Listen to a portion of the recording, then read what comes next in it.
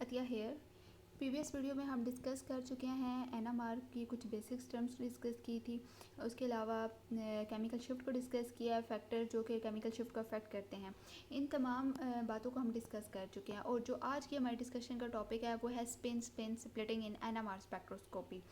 तो what is spin splitting?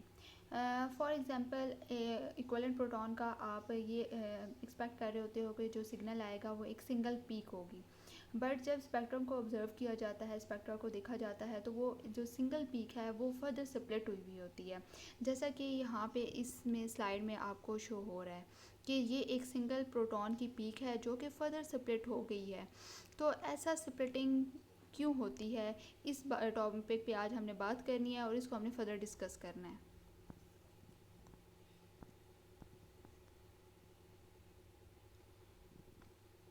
Spin splitting. Each proton on a carbon atom sends the proton on the neighboring atom. Means कि जो proton जो हमारा observe proton है वो उन तमाम प्रोटॉन को सेंस करता है जो कि उसके नेबर में प्रेजेंट होते हैं। मीन्स जो एक सिंगल प्रोटॉन की पीक फर्दर स्प्लिट कर रही है वो किस वजह से कर रही है, वो इन नेबरिंग प्रोटॉन्स की वजह से कर रही है। ये जो स्प्लिटिंग होती है n+1 रूल के अकॉर्डिंग होती है। n+1 रूल में n क्या प्रेजेंट करता है? नंबर ऑफ नेबरिंग हाइड्रोजन को प्रेजेंट करता है। अगर एक प्रोटॉन है उसके नेबर में एक ही प्रोटॉन है तो n+1 रूल के अकॉर्डिंग उस प्रोटॉन का जो सिग्नल है वो स्प्लिट हो जाएगा 2 में। अगर किसी प्रोटॉन के नेबर में 3 प्रोटॉन हैं तो इट्स मीन n+1 रूल के अकॉर्डिंग जो प्रोटॉन का सिग्नल है वो 4 में स्प्लिट हो जाएगा। तो the source of signal separating the phenomena is also called the spin coupling.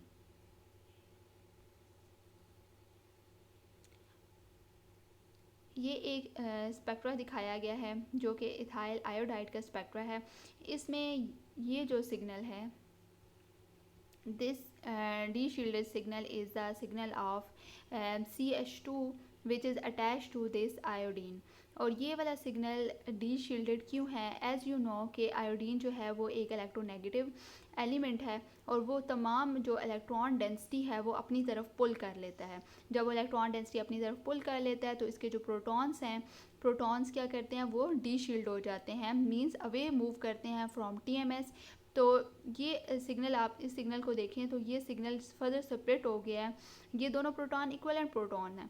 हमारे नॉलेज के अकॉर्डिंग इसका एक सिंगल पीक आनी चाहिए थी, बट ये जो प्रोटॉन्स हैं स्प्लिट कर गए हैं। इन प्रोटॉन का सिग्नल स्प्लिट हो गया है इनटू 4 लाइंस। इट्स मीन कि n+1 रूल के अकॉर्डिंग इन प्रोटॉन्स के नेबर में कोई 3 प्रोटॉन्स हैं तो n+1 3+1, तो ये सिग्नल स्प्लिट होगा 4 लाइंस में। CH3 के आप नेबर में देखें तो कितने प्रोटॉन्स हैं? 2 प्रोटॉन्स हैं।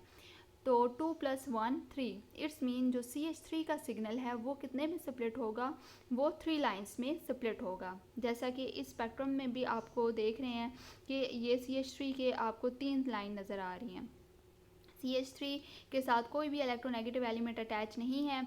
इट्स मीन के जो ये आयोडीन है ये भी इस CH3 से अवे है। तो इसका जो सिग्नल है CH3 का वो डाउनफील्ड मूव करेगा, लेकिन इतना ज़्यादा डाउनफील्ड मूव नहीं करेगा जितना कि CH2 का सिग्नल मूव करेगा, क्योंकि इसके साथ डायरेक्टली आयोडीन का ग्रुप अटैच है। तो CH2 का जो उसके नेबर में कितने प्रोटॉन्स प्रेजेंट हैं? उसके नेबर में 3 प्रोटॉन्स प्रेजेंट हैं। n+1 रूल के अकॉर्डिंग जो सिग्नल है वो स्प्लिट करेगा 4 में, और 4 की जो स्प्लिटिंग है उसे कहते हैं quadrate. CH3 has 2 neighbouring protons, so n+1 rule के अकॉर्डिंग ये ट्रिपलेट में 3 लाइन में स्प्लिट करेगा और 3 लाइन स्प्लिटिंग को कहते हैं जी triplet. Type of splitting, there are 2 type of splitting, first order splitting and the second order splitting.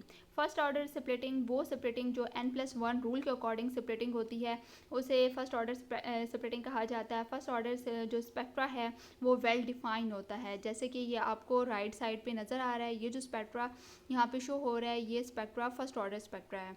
Means इस स्पेक्ट्रा को देख के हमें अंदाज़ा हो सकता है कि ये जो 4 लाइन स्प्लिट हो रही हैं ये किसी CH2 का स्पेक्ट्रा है। मींस ये कोई किसी CH2 ग्रुप का सिग्नल है और ये फर्दर किसी CH3 ग्रुप का सिग्नल है, इट्स मीन कि जो फर्स्ट ऑर्डर स्पेक्ट्रा है उसे देख के हम इस बात का अंदाज़ा लगा सकते हैं कि नेबर में कितने प्रोटॉन प्रेजेंट हैं। बट जो सेकंड ऑर्डर स्प्लिटिंग है वो n+1 रूल को फॉलो नहीं करता। उसके सिग्नल जो हैं वो आपस में मर्ज हो जाते हैं और उन सिग्नल्स को देख के हम जो स्ट्रक्चर है उसे आइडेंटिफाई नहीं कर सकते। एप्लीकेशंस ऑफ स्प्लिटिंग, जो सबसे बड़ी एप्लीकेशन है कि हमें इस स्पेक्ट्रा को देख के स्ट्रक्चर का पता चल जाता है। जैसे इस सिग्नल को देख के हमें पता चल गया है कि ये किसी CH2 ग्रुप का सिग्नल है और ये CH3 ग्रुप का सिग्नल है। कि जो स्प्लिटिंग है वो बेसिकली हमें नेबरिंग की इंफॉर्मेशन दे रही होती है कि इस जो हमारा ऑब्जर्व प्रोटॉन है उसकी नेबर में कितने प्रोटॉन्स प्रेजेंट हैं। And second जो application है, by using the spin splitting we can identify the functional groups. Chemists can gain the valuable insight into their properties and behavior of a molecule के बारे में हमें पता चल जाता है। तो ये थी आज हमारी छोटी सी शॉर्ट वीडियो जिसमें हमने डिस्कस किया स्पिन स्प्लिटिंग को। मिलते हैं नेक्स्ट वीडियो में जिसमें हम डिस्कस करेंगे स्पिन कपलिंग को, कि ये जो स्पिन कपलिंग है इसका ये रीज़न क्या है स्प्लिटिंग की बेसिकली। तो मिलते हैं नेक्स्ट वीडियो में। अल्लाह हाफिज़।